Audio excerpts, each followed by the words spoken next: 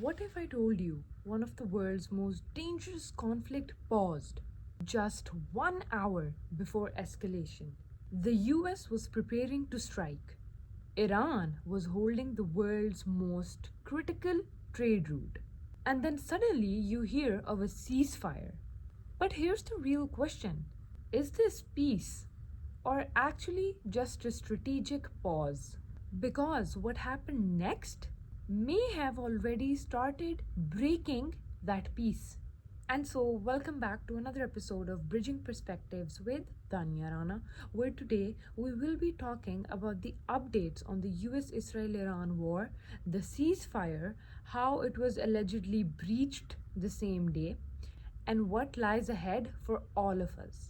In order to get to know more about the global situation right now, we need to actually pause and go back to what actually happened. On the April 7th, 2026, the United States of America and Iran agreed to a 2-week ceasefire. This decision came just 1 hour before a US escalation in the war. And at the same time, Iran agreed to open the Strait of Hormuz. And that changes everything because nearly 20% of the world's oil supply is being passed through this narrow waterway. Around 2,000 ships were stuck. Global trade was starting to slow down, with inflation being on an all-time high. So reopening Hormuz wasn't just political, it was immediate economic relief. Markets stabilized, oil fears eased, and shipping resumed. Just for a moment, things actually looked under control. But where does Pakistan actually stand in all of this? Now, here's what most headlines missed. Pakistan actually quietly helped made this ceasefire happen. Prime Minister Shehbaz Sharif stepped in at a quite critical moment, not through public pressure and not through media statements, but by back-channel diplomacy. Pakistan used its position to speak to both sides, the United States of America and the Islamic Republic of Iran, to push for a pause. And right after the ceasefire, it invited US and Iranian delegations to Islamabad for negotiations. But why does this matter? Because Pakistan has working relations with both, it acts as a neutral bridge to connect these two. It shifted from escalation to dialogue, quietly but effectively. But why does the Strait of Hormuz matter? Think of the Strait of Hormuz as a global artery to this world. When it's blocked or disrupted, oil prices rise, shipping costs increase, and food prices follow. But this time, Iran did not just reopen it added control. Safe passage, but under Iranian military management. And reports suggest fees of up to $2 million is being charged per ship. So this is no longer just a route, it becomes leverage. Because control over the Strait of Hormuz is equals to control over global pressure points. And so we've all heard about the 10-point plan that Iran has presented in order for a ceasefire.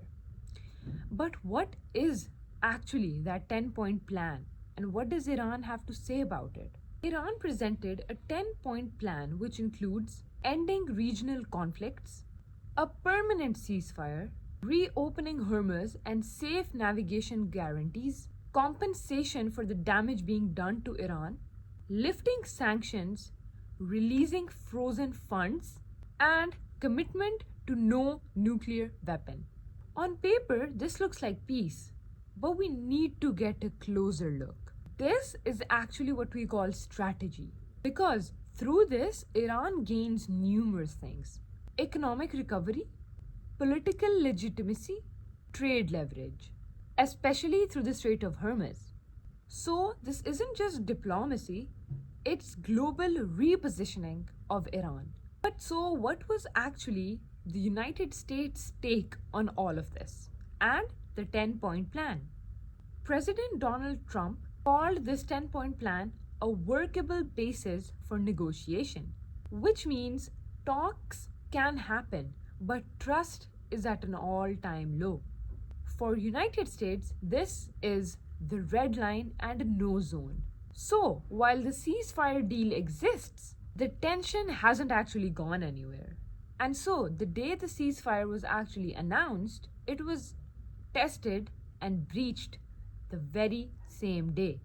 A third party entity has been recently attacking Lebanon, causing a high increase in death tolls, to which Iran replied that this is a breach of the ceasefire and an attempt to create a sense of animosity between other countries that are willing to go along in this negotiation deal. And so we should naturally think about it. A ceasefire meant to reduce escalation is already being tested from another front. This introduces a dangerous reality. The conflict is no longer isolated, it's regional. Because if one front escalates, the entire agreement becomes unstable. So now the question isn't just, will the US and Iran hold this ceasefire deal? It's actually, can the region hold it? And so with all of this being told, there's a natural question that arises. What will happen next? What does the future hold? Will it even be successful?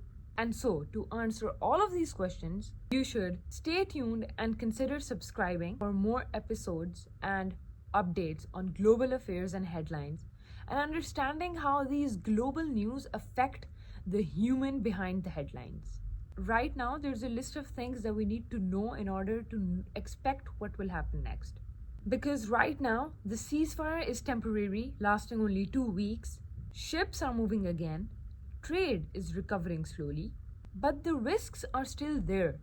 And diplomacy channels are shifting to Islamabad for the negotiation talks, where Pakistan is trying to turn this pause into something longer and permanent. But everything remains fragile. And one move can change the dynamics of this war all over again. So what does this really mean? It's not peace, it's repositioning. Repositioning the war into a different phase than it already is. For peace and negotiations, Iran is turning pressure into leverage. The United States of America is balancing control and stability. Pakistan is stepping in as a quiet mediator. And some other actions show how quickly things might just shift again. Because what happens next affects oil, prices, and global power.